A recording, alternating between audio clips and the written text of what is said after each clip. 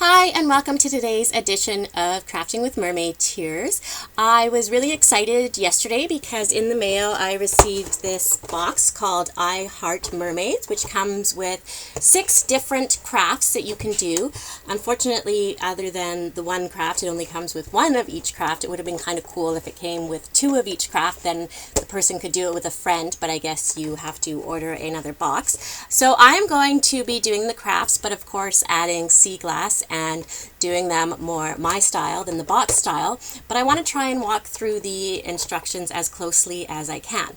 I thought that today I would start with the hair clip. It says, "Your hair is the star," and I suppose that is because mermaids tend to have such beautiful hair, and it really is the star of the show. So they show 5 really easy steps in the book to do the hair, but the first thing that I noticed when I opened it was that the clip that you get is actually not the same clip, and these ones are actually harder to craft with than these ones here because they don't have the solid base to them such as these ones here have, and so you can't just wrap the adhesive around it as you might on the first part. You have to just put it here, and also applying the middle pieces of hair clip, they won't actually have any lip or anything to attach to. So we're going to try and change it up just a little bit to make it easier for people to do on their own. They do supply all of the adhesive strips and everything that you need in order to do the craft, so that's good. So for this one here, you need the clip that they give you. You need one of the little starfish, the starfish glue backing, and of course the ribbon and some of the tape. The other thing I noticed is that all of the stars fish that they give you have the double buttonhole in them, which is only actually used in one of the crafts. So every craft is going to have this double buttonhole, which you can't actually see in the picture here. So I might also try and play with that just a little bit, or maybe that's how I will incorporate some of the sea glass. So according to this, the first thing that I want to do is take some of my adhesive piece and add a little bit just on to the end here and here, because that's where I am going to put my star on.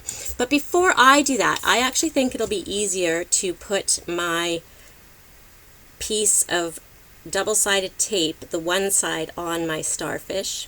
I know they say to do this afterwards, but I'm just thinking it's probably easier to actually line it up and put it into place when it is not on the clip. So there we go, I have it on my piece and lined up. And then they also say to put a little bit of the glitter on, at least I think they do. Yes, that is the final step. So I'm going to again do that just before I actually apply it on to here. So you kind of have to pry off one side and then hold it down while you remove it. Alright, so I'm going to put it down, take the glitter. So even though I didn't quite line up my buttons holes properly, you can still see where they were. I don't know if you can on the camera or not, but you can definitely still see where they were. So it's a good thing that I plan on kind of changing it up a little bit with some sea glass. Right, so now we want to keep the glitter because I believe we need it for 2 or 3 more crafts still. So this is where they tell me to take some of their double-sided tape here and to put it on here, which is where you are going to attach the piece to. So there I have the star on. And then the next thing that they tell me to do, even though I didn't follow it, was to take my blue pieces of yarn and a piece of the metallic thread. They said line up 50 inches. I don't know how much that is, and I don't feel like measuring.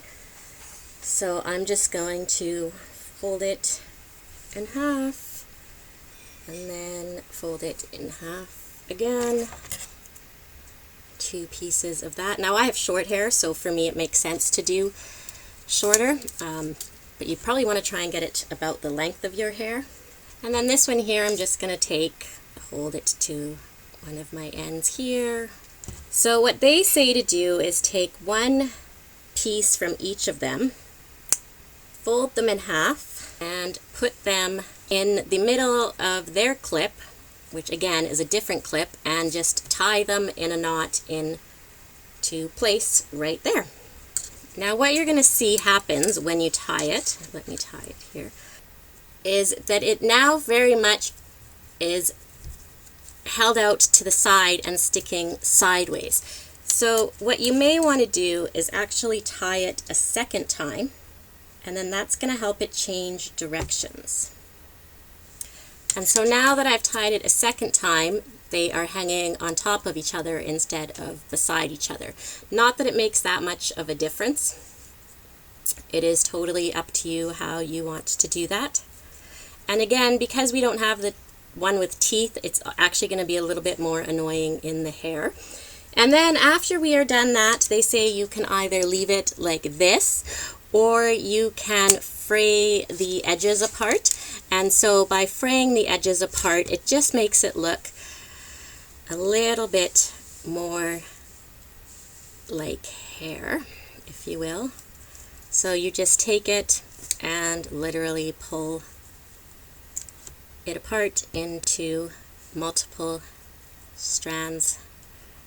I believe there's about 4 together of string until you have them all frayed apart, if that's what you would like to do. And you can see the difference of the frayed and the not frayed. So this is twice pulled apart, and then if I do it again, it'll just be even thinner. So that would be, if it was pulled apart individually, that's if you pulled it apart once, and this is if you just leave it as it is. So it is up to you. And again, because I am adding some sea glass to it, I'm going to take my Fabri-Tac glue, which is one of my favorite glues, and I am going to add a couple of pieces of my sea glass to the part in the middle here. So I've got this really cute little white triangle, and I'm just going to dab that right here in the spot, and there we go. So I have got that nicely in the center now.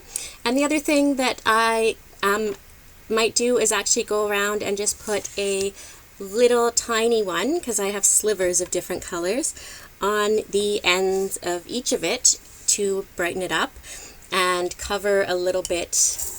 I don't know if I have the little pieces upstairs though.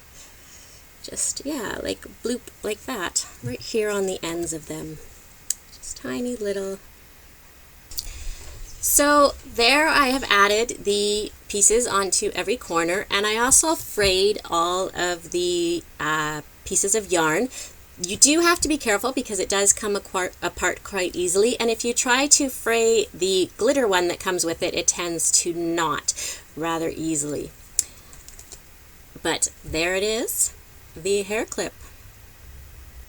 Thank you so much for joining me on this week's edition of Crafting with Mermaid Tears. I hope to see your projects. As always, please feel free to either post them below or contact me on my website, which is www.mermaidtears.ca, and I hope that you are having an absolutely fabulous day.